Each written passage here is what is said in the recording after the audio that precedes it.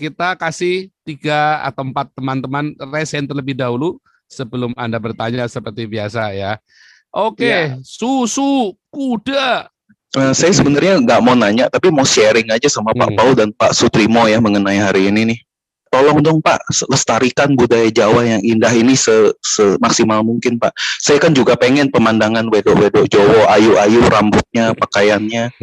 Dan biar teman-teman Eropa saya nggak kapok lagi ke Indonesia Pak. Ntar teman-teman Eropa saya ke Indonesia malah lihatnya ninja shinobi lah, dubreng bubar-bubar lah. Kasihan Pak.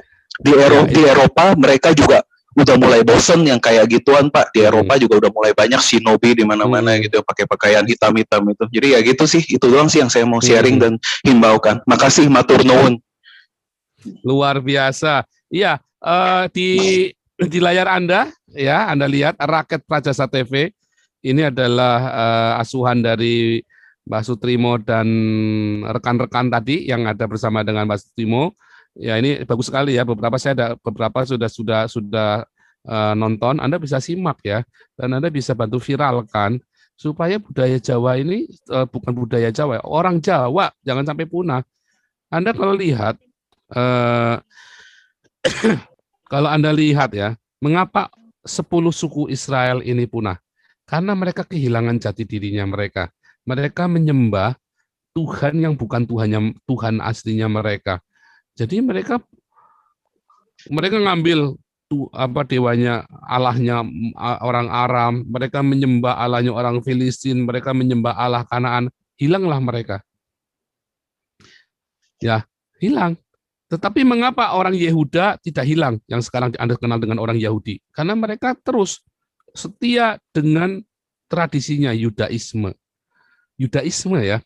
Makanya kalau Anda bertanya, orang-orang Islam kan suka bilang, oh ini rabi ini membenarkan Muhammad. Iya, nyatanya mereka nggak jadi Islam. Lebih banyak yang jadi Kristen daripada jadi Islam. Tapi Kristennya pun bukan Kristen Trinitas ya. mereka tetap kembali ke jati dirinya mereka. Nah, luar biasa sekali. Nah, demikian juga kalau Anda lihat ya orang-orang Bali. Orang-orang Bali, kenapa mereka tetap Bali? Kenapa mereka nggak jadi India yang nehi kayak begitu? Mereka tetap Bali. Begitu mereka pergi ke Sungai Gangga untuk wisata rohani begitu. Mereka bingung, kenapa di kita ribet banget di sana orang India, orang Hindunya simpel banget. Karena ada budaya Bali, mereka punya budaya Bali. Dan itu caranya beda banget. Budaya Hindu Bali itu sangat berbeda dengan Hindu yang ada di India. Amat sangat berbeda. Nah, demikian juga saya kira dengan budaya Jawa. Anda coba lihat ya, kekristenan ketika masuk ke dalam Jawa, saya lupa lagi nama Romonya, Romo Katolik yang di Muntilan itu, kalau teman-teman bisa sebutkan, tolong yang ada di sini. Itu juga sama, dia membangkitkan budaya Jawa. Dia tidak membuat orang Jawa jadi Western, jadi Barat. Enggak. Ya, terus ada lagi lucu sekali ya. Terus ada yang berkata, oh nih Diponegoro melawan Belanda, dibunuh oleh Belanda di pantai. Oh, bukan. Diponegoro itu yang menyerah, yang mengkhianati itu justru Sultan Jawa loh. Sultan Jawa yang mengkhianati Diponegoro. Dan sampai dengan zaman Soekarno, seluruh keturunan Diponegoro tidak boleh masuk Keraton Yogyakarta. Baru di zaman Soekarno diizinkan keturunannya Diponegoro itu dan diakui kembali sebagai keturunan keraton. Tadinya udah nggak diakui, berarti membuktikan ada terjadi bias sejarah. Kalau Anda lihat, siapa sih yang melestarikan Borobudur? Apakah Sultan Jawa? Bukan. Yang melestarikan Borobudur itu justru orang kafir, Raffles, orang Inggris. Nah, dan budaya itu biayanya besar sekali. Waktu menggali Borobudur ini, itu menghasilkan itu dengan biaya yang besar sekali, dan itu dijadikan cagar budaya, termasuk Prambanan. Akhirnya kan ditemukan lagi dengan Prambanan, Borobudur, Candi Mendut dan seterusnya. Dan itu di zaman Soeharto itu masih ya dicari terus, karena Indonesia nyaris kehilangan jati dirinya. Makanya sama Presiden Soeharto waktu itu gali semua budaya-budaya Indonesia itu dimunculkan semua dari Sabang sampai Merauke. Itu dimunculkan semua oleh Soeharto. Ya, kita harus akui bahwa Pak Soeharto berperan, ya, sangat berperan aktif di dalam melestarikan budaya dari zaman Soekarno, Soeharto, tapi kemudian tahun 98 kita kehilang habis semua. Oke, supaya saya jangan terlalu panjang, ini ada nomor Blanka, silakan. Terima kasih Pak Paul. Ya, Salam. luar biasa, shalom. Ini saya mau menuju ke Pak Trimo juga nih, pegiat budaya. Silakan. Dari paparan tadi Pak Trimo, ada yang 3 item yang saya garis bawahi. Yang pertama, beliau mengatakan, kita ini bukan negara agama, tapi negara sekuler. Itu satu. Yang kedua, sebaiknya pemerintah bukan mengurusin agama, tapi mengurusin umat beragama. Dan yang ketiga, saya berpakaian Jawa sekarang ini malah diketawain. Orang lebih senang pakai daster. Nah, kalau kita lihat demo-demo yang selama ini yang sampai di Jakarta, kita mungkin bisa melihat persentase suku terbanyak di Jawa, di Indonesia ini adalah orang Jawa. Jadi saya sangat setuju dengan judul kita hari ini, punahnya suku Jawa. Saya ada satu pertanyaan kepada Pak Trimo. Sudah sejauh manakah Pak Trimo sebagai pegiat budaya Jawa yang dikaitkan dengan kita ini mengkhawatirkan punahnya budaya suku Jawa. Jadi maksud saya, sudah sejauh mana kegiatan yang Pak Trimo lakukan? Terima kasih. Luar biasa. Nanti bagus juga itu pertanyaannya. Nanti kita kumpulkan dulu ya sampai ke Pak Endro Firleso, ya, terus nanti baru kembali ke Pak Trimo lagi supaya bisa sebanyak mungkin rakyat jelata yang berbicara. Jadi sampai sejauh mana sekarang ini Pak Trimo dan teman-teman tadi melakukan perjuangan untuk mempertahankan budaya Jawa. Oke, silakan Pak Laptop, silakan. Satu lagi. Pak boleh. Sebentar saya catat dulu. Saya iris mendengarnya, yang tadi pakaian budaya Jawa itu, saya bangga. Dari kecil saya sudah kenal bahwa ada pakaian budaya Jawa. Kenapa ya di Indonesia ini malah lebih senang pakai daster? Bangga. Dari anak kecil dia suruh dia pakai, mungkin, dan bahkan ada yang pakai cadar. Budaya apa yang mereka ambil ini? Saya rasa demikian, Pak Paul. Terima kasih. Luar biasa. Oke. Ya, Pak Laptop, silakan. Terima kasih, Pak Paul. Salam. Shalom. Terima kasih, Pak Sutrimo. Salam. Tuhan Yesus berkati kita semua. Salam. Kami melihat budaya bukan Jawa aja kayaknya mulai lenyap, seluruh budaya di seluruh Indonesia ini udah mulai lenyap. Karena kami salut sama Pak Sutrimo yang melestarikan budaya Jawa khususnya, dan harapan kami mungkin seluruh daerah di seluruh Indonesia perlu dikembangkan budayanya, karena itu adalah jati diri kita sebagai bangsa Indonesia. Mungkin saran-saran kami mungkin salah satunya budaya Jawa ini maupun budaya yang lainnya dimasukkan dalam pendidikan, baik dari tingkat sekolah dasar sampai tingkat SMA. Jadi anak-anak kita bisa tahu ada adat kita atau budaya kita. Karena jujur memang betul sampai sekarang ini kita pakai baju budaya kita aja sudah diketawai. Seperti di Makassar pakai baju bodoh, itu pun jalan hanya digunakan dalam acara-acara tertentu. Nah, itu pun kadang diketawai. Nah, ini. Atau di Jawa pakai jari. Nah, ini mungkin kita sebagai yang ada di Zoom ini maupun di YouTube menyarankan pemerintah untuk dimasukkan ke dalam pendidikan, kurikulum pendidikan, biar budaya kita tetap lestari. Mungkin demikian Pak Paul, terima kasih. Iya, luar biasa. Ini lanjut dulu, Kopi Kristi. Ini saya sambil catetin ya. Jadi kalau Pak Tri mau lupa nanti saya sudah catetin. Silakan, Kopi Kristi. Singkat padat jelas ya, supaya sebanyak mungkin mengakomodir jeritan rakyat jelata. Silakan. Baik. Shalom Indonesia, shalom Pak Paul. Ya. Shalom Pak Sutrismo ya. Sutrimo.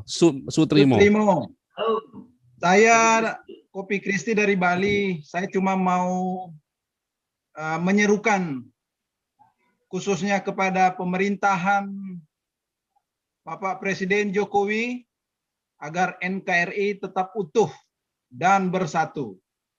Seperti apa yang sudah Pak Sutri sampaikan, bahwa cara yang paling mujarab untuk menghancurkan suatu bangsa atau peradaban adalah dengan menghilangkan budaya.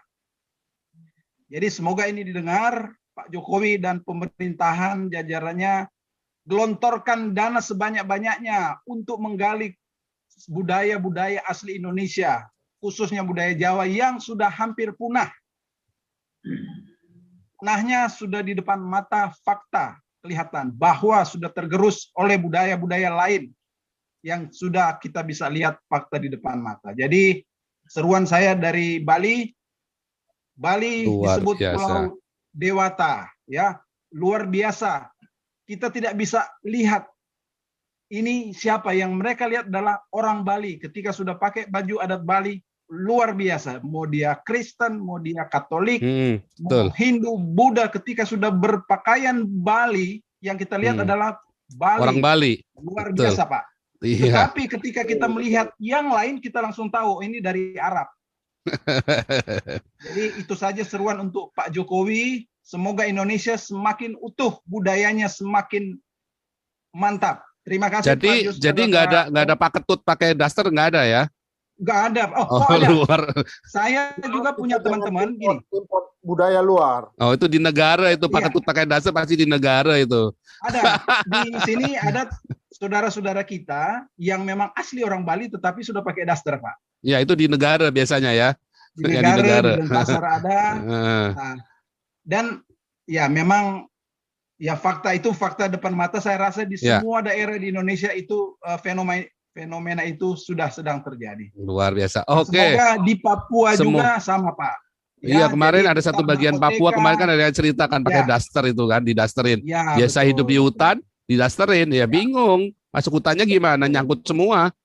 Itu saja Pak Paul. Iya, pakaian padang pasir dibawa ke hutan. Oke, Raja Uti, luar biasa. Pak Paul. Ya, nanti Pak Pendeta, nanti Pak Pendeta. Di termin kedua ya, ini Raja Uti lalu Pak Hendro, supaya jangan terlalu panjang Pak Sutrimonya. Jangan khawatir, teman-teman semua bisa menyampaikan unek-unek di sini. Kita punya waktu agak panjang. Silakan, Nabi Raja Uti. Pastor Paul. Ya. Hayu Mas Sutrimo dan saudara sedulur di sana semua. Luar biasa. Hayu Horas. Ya, Horas. Horas. Ya, ini Mas Sutrimo, saya juga memang cukup lama mempelajari budaya Jawa meskipun saya orang Batak ya. Tapi saya cukup mengerti konsep-konsep ketuhanan dalam budaya Jawa yang seperti yang Mas Sutrimo sudah tunjukkan di channel Mas Sutrimo. Juga dulu saya beberapa waktu yang lalu juga banyak mendalami spiritualisme Jawa dari berbagai aliran-aliran kejawen yang ada di Jawa gitu ya. Jadi saya bisa memahami. Jadi sebenarnya yang saya lihat memang ya itulah kelebihan budaya Jawa. Dia bisa menyerap semua budaya asing yang masuk dengan tanpa prasangka dan tanpa curiga. Ya, karena ketuhanan di dalam budaya Jawa sendiri memang berbeda ya. Tuhan dalam budaya Jawa itu sifatnya universal. Dia bukan Tuhan yang perlu dijaga, dilindungi, atau dibela gitu. Bukan Tuhan yang menghukum, jadi bukan Tuhan yang personal. Jadi Tuhan dalam budaya Jawa itu ya berupa urip gitu. Saya melihat memang sedih sekali ya melihat sejarah kerajaan Majapahit yang pernah menguasai 1/4 dunia atau paling tidak 1/3 dunia. Tapi hancur karena infiltrasi. Nah, pertama kali memang sudah dicoba, tetapi gagal ya. Kemudian kalau kita lihat sendiri, Raden Patah sendiri pun itu kan sebenarnya kan putranya Kertawijaya, tapi dari Bre Kertabumi, tapi dari istri yang kedua, dari yang putri Cina. Yang istri pertama kan Putri Campa ya. Nah, kemudian dia dibuang ke Palembang, dipelihara oleh Arya Damar, kemudian dia kembali ke Demak, menuntut kursinya, diberikanlah wilayah di Demak itu sebagai provinsi yang dikuasai. Kemudian dia berhasil menguasai pantai utara, kemudian dia menyerang kembali ke Trowulan, ke Majapahit. Nah, menarik memang di sini. Tapi ada satu hal yang saya perhatikan dalam budaya Jawa, mungkin ada benarnya juga ya. Mungkin kalau Mas Sutrimo kan mengerti kan kisahnya Sabdo Palon Noyo Genggong. Suatu waktu nanti budaya Jawa itu akan kembali. Sabdo Palon apa tadi? Noyo Genggong. Noyo Genggong ya. Nanti kita ingatkan Pak Sutrimo buat jelasin itu. Iya. Jadi ketika Brawijaya itu mundur ke arah Bali, dia mau menyeberang minta bantuan kepada kerajaan-kerajaan di Bali yang masih beragama Hindu. Kemudian Brawijaya ini dikejar oleh Kanjeng Sunan Kalijaga, Kalijogo, kemudian dibujuk untuk kembali dan masuk Islam. Tapi memang akhirnya Brawijaya V tidak jadi menyeberang ke Bali, dia kembali ke Pulau Jawa. Tapi sebenarnya ini ada dua versi yang saya lihat. Ada yang mengatakan Brawijaya memeluk agama Islam, tetapi kalau versi yang lain mengatakan Brawijaya itu pergi ke Gunung Lawu, bertapa di lereng Gunung Lawu, jadi manjing di sana gitu, Brawijaya V. Kemudian dia nanti sesudah itu dia pergi ke pantai, kemudian dia moksa. Jadi sebenarnya ada yang mengatakan Brawijaya V itu convert menjadi Muslim, itu sebenarnya tidak ada bukti gitu, meskipun ada orang yang bilang dia itu semacam Sunan Brawijaya, tapi tidak ada bukti bahwa dia ikut dalam syiar agama Islam di tanah Jawa. Nah, kemudian ketika dia memutuskan untuk kembali meskipun tidak lagi memimpin Majapahit, Sabdo Palon ini sebagai pengayom daripada satria-satria dan raja-raja di Pulau Jawa itu merasa putus asa, kemudian dia mengatakan bahwa dia meninggalkan karena keturunan daripada Demak dan Raden Patah ini karena mereka tidak menghormati dia sebagai leluhur gitu. Nah, akhir cerita itu akhirnya Sabdo Palon itu berkata bahwa 500 tahun kemudian dia akan datang kembali menagih janji. Kalau saja kerajaan Demak dan terusannya atau keturunannya itu bisa memperbaiki nasib bangsa Jawa ini lebih baik atau minimal seperti Majapahit, tidak masalah. Tapi dia ketika kalau nanti timbul kesengsaraan di mana orang Jawa malah lebih susah daripada di era Majapahit, maka dia akan datang, akan membiarkan bangsa Jawa terkena bala, terkena katakanlah serangan dari lelembut-lelembut jahat, sehingga 500 tahun kemudian akan banyak masalah, akan banyak bencana. Nah, perhitungan 500 tahun kemudian itu jatuhnya pada tahun lalu 2020. Jadi kita tahu Majapahit jatuh tahun 1520. Jadi 500 tahun kemudian itu adalah tahun 2020. Terjadinya pagebluk ini ya, COVID-19, dan terjadinya banyak bencana alam mulai sekarang. Ya, ini kan pendekatan budaya. Saya berpikir sepertinya kok ada ini ya, ada kebetulan-kebetulan yang ini. Ini bukan pendekatan sejarah, Pak Paul, ini pendekatan budaya. Luar biasa ini. Artinya dengan satu kalimat apa itu, Pak? Apa yang disumpahkan oleh Sabdo Palon dan Noyo Genggong itu memang dia akan kembali gitu. Seperti itulah artinya kira-kira gitu. Jadi artinya kembali kejayaan kerajaan Majapahit begitu. Iya, itu kurang lebih luar seperti biasa. itu, Pak. Tetapi begini, saya melihat ini ada beberapa data dan fakta, walaupun ini sebenarnya bukan fakta sejarah atau fakta ilmiah. Ini kita coba lihat dari sisi pendekatan budaya atau pendekatan folklore ya, karena folklore itu adalah sesuatu yang diceritakan turun-temurun dan akhirnya menjadi suatu kepercayaan bagi masyarakat Jawa gitu ya. Tapi ini kelihatannya sepertinya ada kebetulan-kebetulan di era internet ini. Saya melihat beberapa fakta yang seperti Pak Paul nyatakan tadi. Ya, Tapi di satu sisi, ya orang Jawanya sendiri itu Pak harus tanggap dan cepat mengambil keputusan dan kesempatan di sini untuk kembali ke jaya seperti yang di masa yang lalu gitu. Itu Mas Sutrimo gitu. Saya kira itu aja. Mungkin nanti Mas Sutrimo Luar bisa biasa. Nanti kembali ke Sabdo Palon tadi ya. Oke, terakhir Pak Hendro Firleso, silakan. Ya, shalom Pak Paul. Ya, shalom teman-teman semua yang ada di Zoom dan luar di YouTube. Biasa. Mas Trimo, selamat malam. Selamat malam Pak Hendro. Ya, saya jadi ingat Mas Trimo ini, saya begitu lihat suasananya begini. Saya jadi ingat saya pernah beberapa tahun yang lalu itu pergi ke Purworejo. Itu di sana kan ada kayak gunung ya, kayak gunung.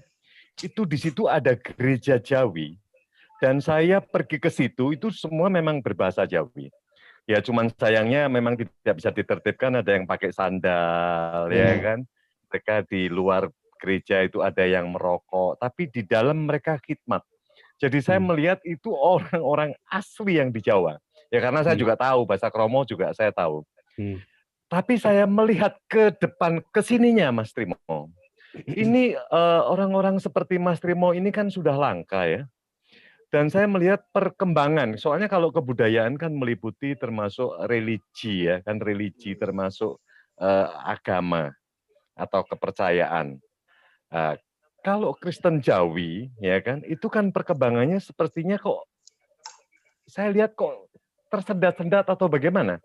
Dan yang sudah hilang, soalnya begitu ingat Jawa, saya ingat ibu saya.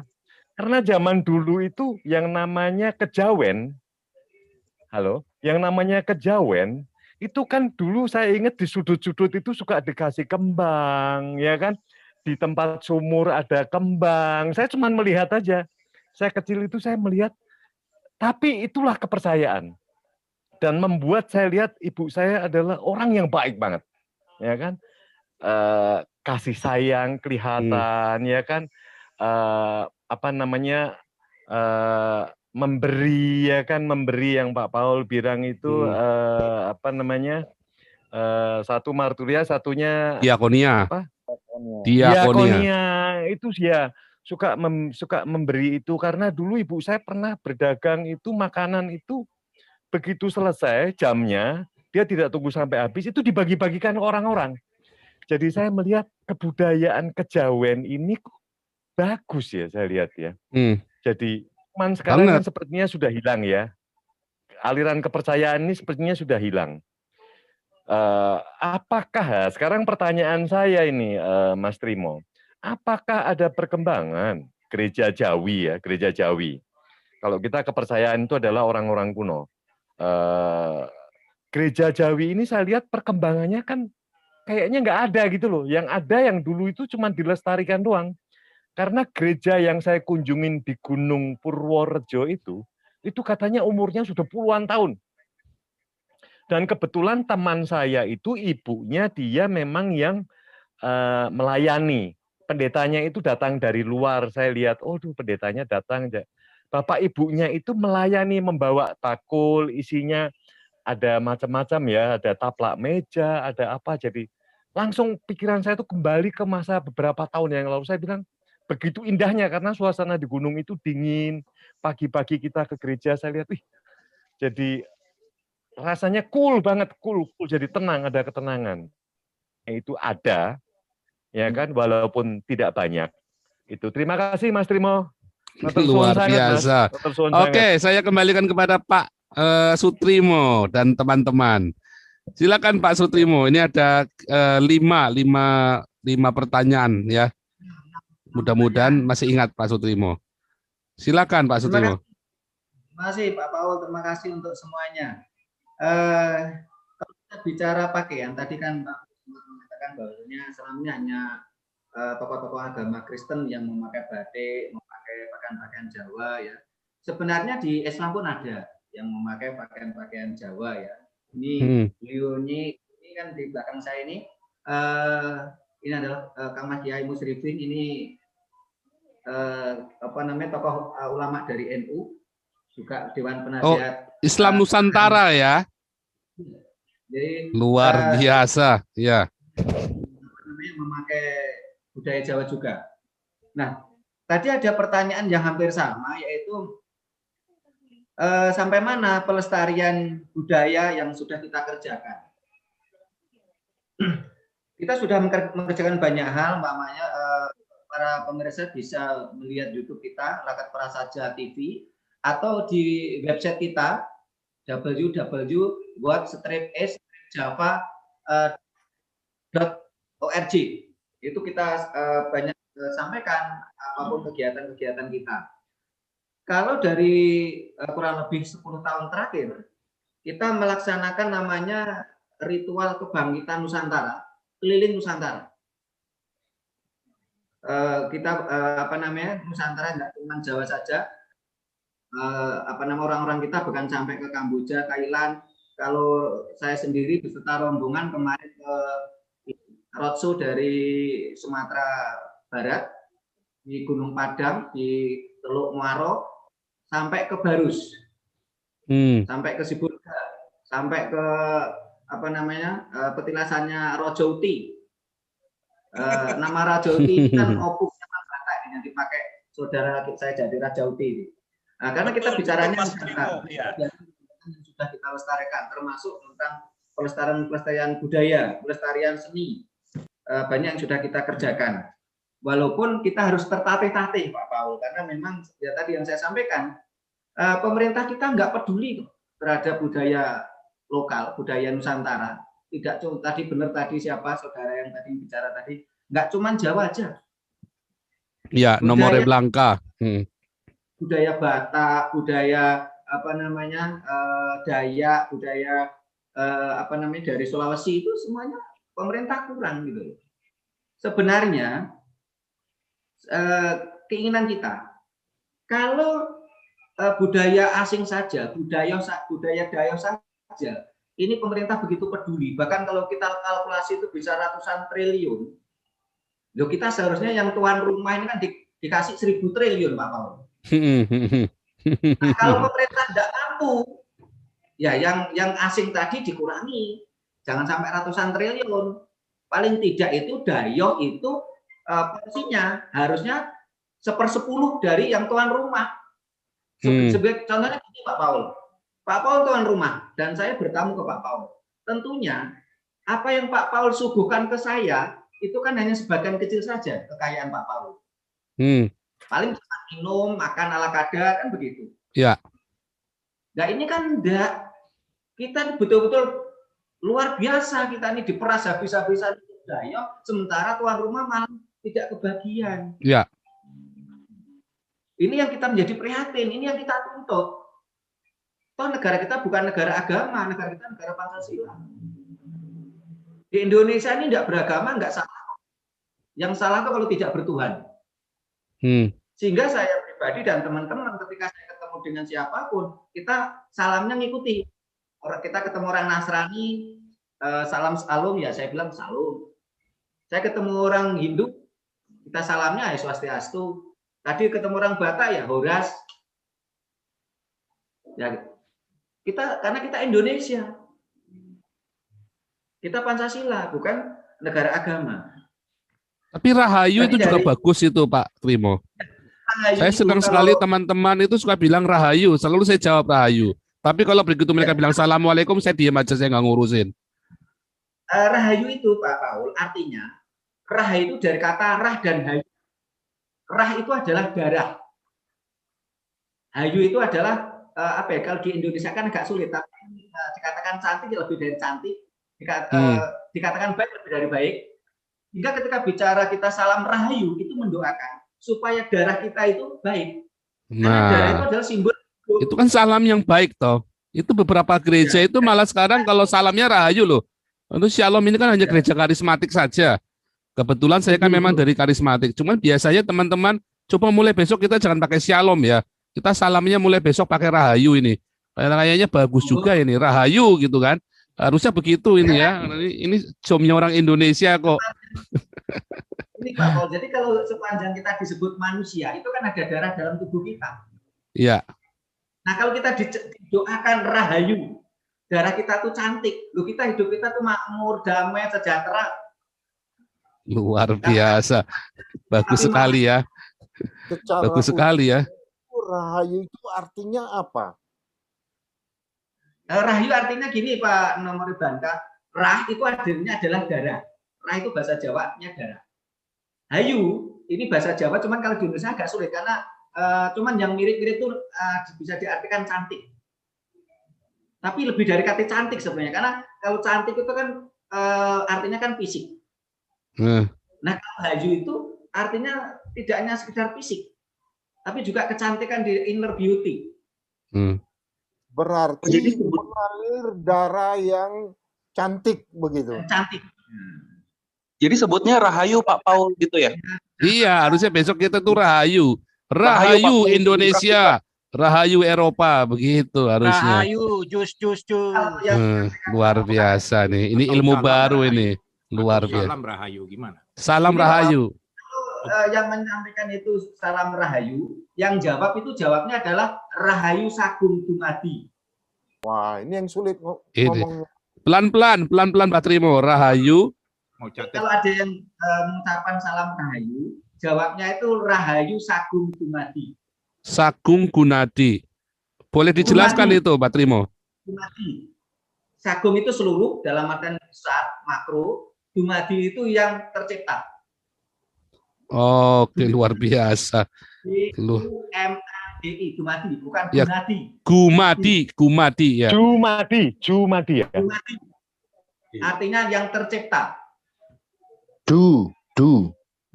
Dumadi. Pakai delta ya. Pakai delta. United ya, Delta. Ya, Rahayu Sagung Dumadi. Wah, luar biasa. Wah, ini besok boleh kita lakukan nih buat channel kita ini. Ya, ini ilmu baru ini. Ya, ini ilmu baru ini. Boleh nih. Seluruh yang Tadi yang dari suku Kuda. Terus ketika bicara tentang Tuhan tadi suku Kuda sama Pak Razauti bicara tentang Tuhan, memang benar. Kalau konsep ketuhanan Jawa itu universal, berbeda dengan konsep ketuhanan lain yang cenderung personifikasi. Iya. Kalau konsep ketuhanan Jawa itu universal, jadi tidak digambarkan seperti personifikasi atau personalisasi, kan tidak. Sang Hyang Urip. Nah, dalam konsep Jawa, urip atau hidup itu adalah kekal. Hidup itu kekal.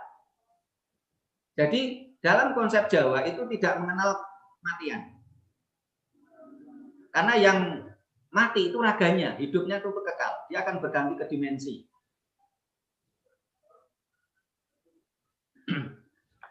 Kalau tadi dikatakan apa yang sudah kita lakukan, sudah saya jawab dari Pak Nomor Blanka sama apa namanya tadi hampir sama yang sudah disampaikan.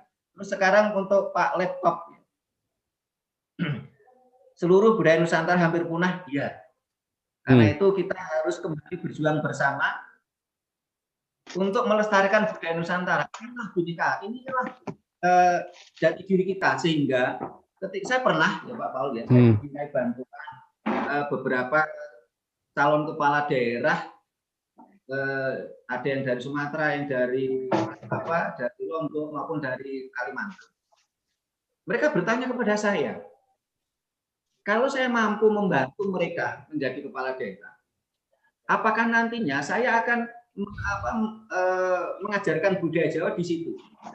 Saya jawab tidak.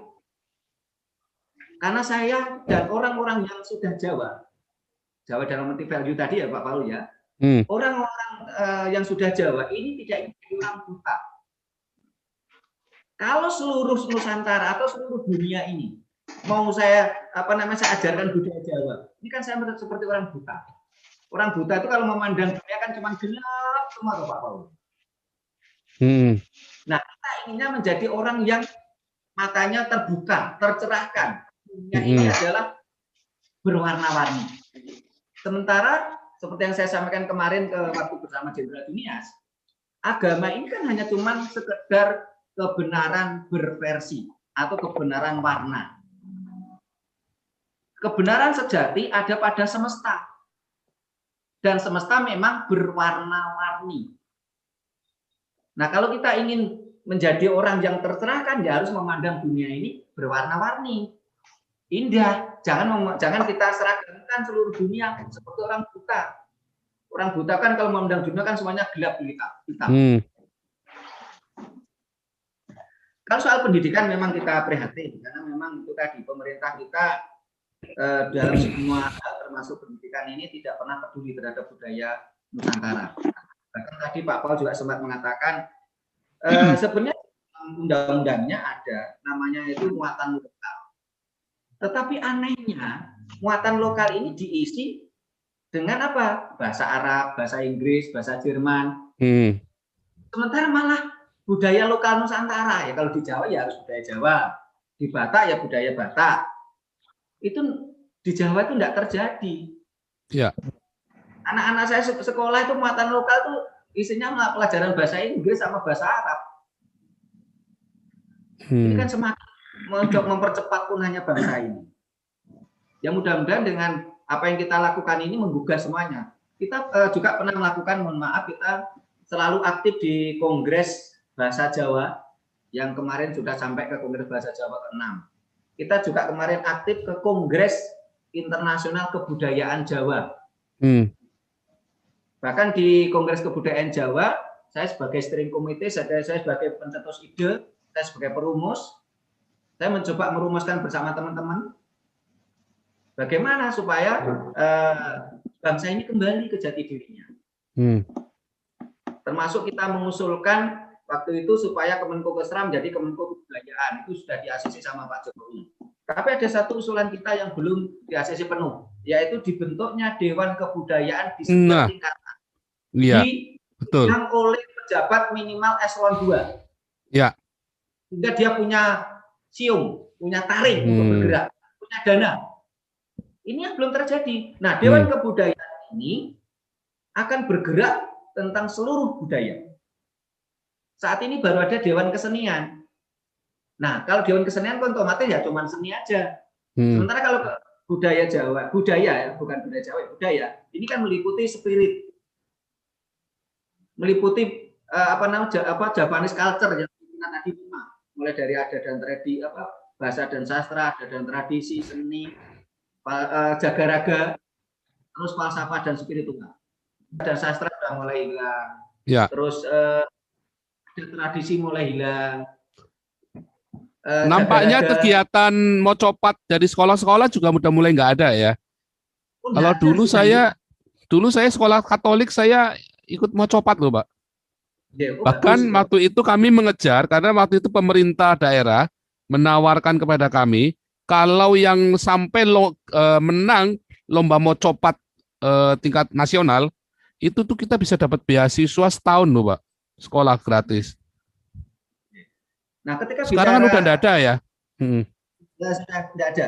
Adanya mocopat itu di masyarakat. Seperti kita punya anggota banyak yang melestarikan mocopat, sehingga di channel kita kan ada beberapa mocopat dulu, Pak Paul. Luar biasa. Juga seringkali prihatin, Pak Paul. Umpamanya kita mengadakan kegiatan, dapat bantuan dari pemerintah itu enggak seberapa.